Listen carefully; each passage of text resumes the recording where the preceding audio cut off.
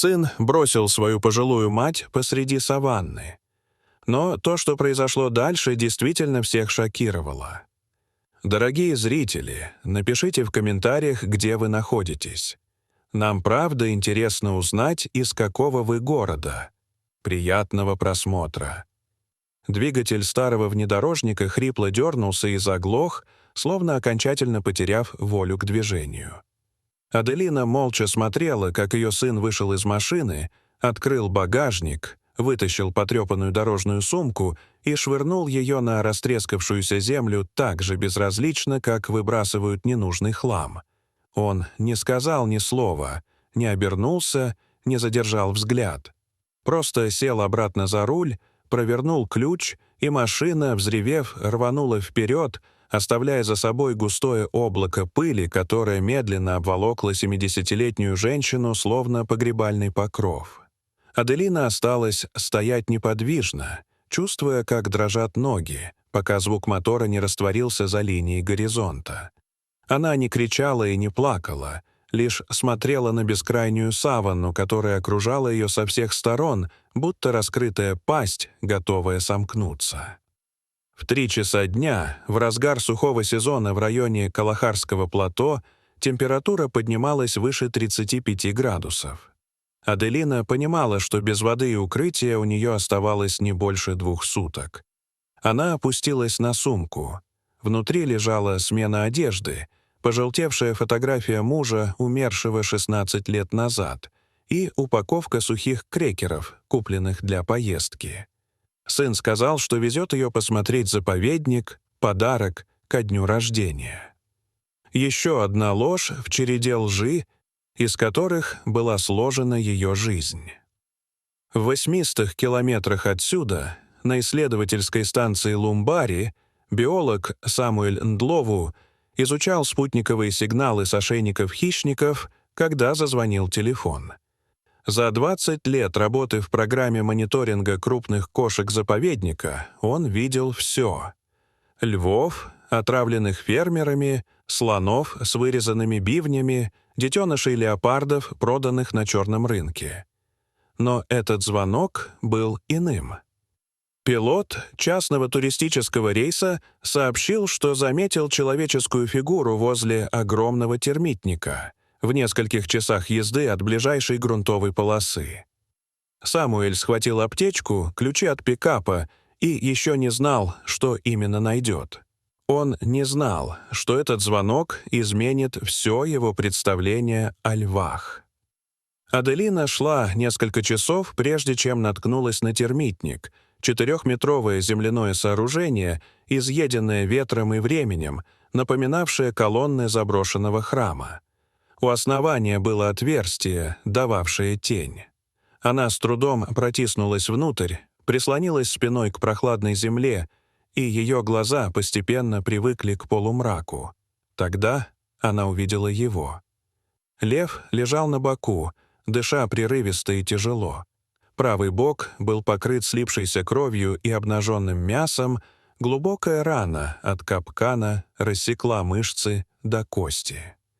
Это был взрослый самец, лет 9, с темной гривой, некогда величественной, а теперь тусклой, покрытой пылью и засохшей кровью.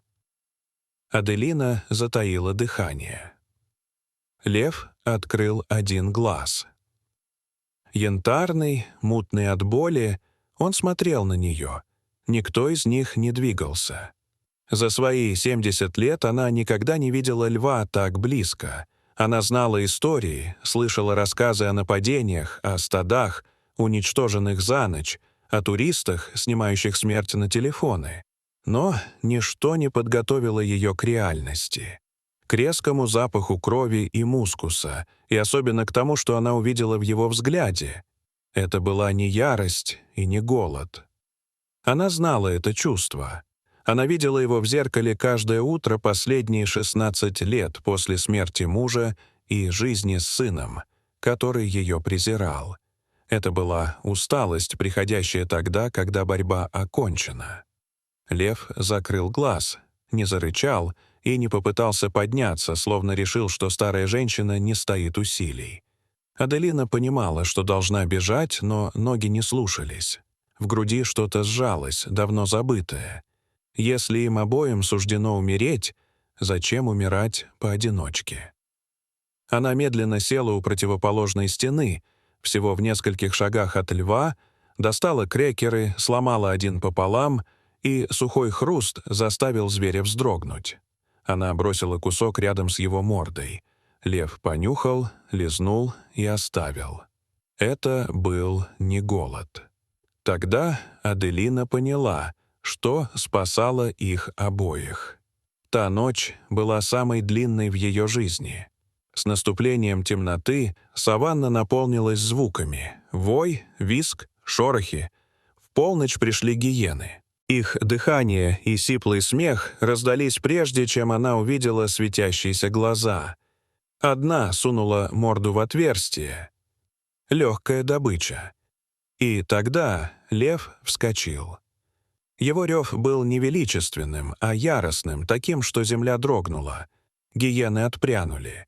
Лев, истекая кровью, встал у входа, закрывая его телом. Гиены отступили. Он стоял так долго, пока звуки ночи не вернулись в обычный ритм, затем рухнул, так и оставшись между Аделиной и миром.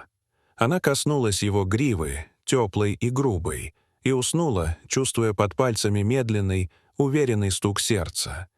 На рассвете лев лизал рану, и она знала, что нужно искать воду. Она помнила слова сына о реке на западе и пошла туда. Лев пополз следом. Каждый шаг был страданием. Через 2 часа они нашли мелкий ручей. Аделина напилась и понесла воду в ладонях льву. Он пил из ее рук. Именно тогда Самуэль, следуя сигналу ошейника доминантного самца Прайда, пропавшего после ранения, понял, что тот жив. Он нашел их под акацией, старую женщину, гладящую льва. Попытки помочь были опасны, но Аделина не отходила. Самуэль не смог объяснить увиденное. Позже льва усыпили транквилизатором и занесли в трейлер. Прощаясь, Аделина держала его морду в ладонях и шептала обещание. 3 года спустя Самуэль получил письмо из дома престарелых в Йоханнесбурге. Аделина писала, что больше не боится смерти, потому что часть ее навсегда осталась в саванне. Самуэль сложил письмо и посмотрел на закат. А где-то в заповеднике лев со шрамом поднял голову и зарычал, а старая женщина улыбнулась во сне. Дорогие зрители, что вы думаете об этой истории? Расскажите, пожалуйста, в комментариях. А если вам понравилось это видео, то ставьте лайк и подписывайтесь на наш канал.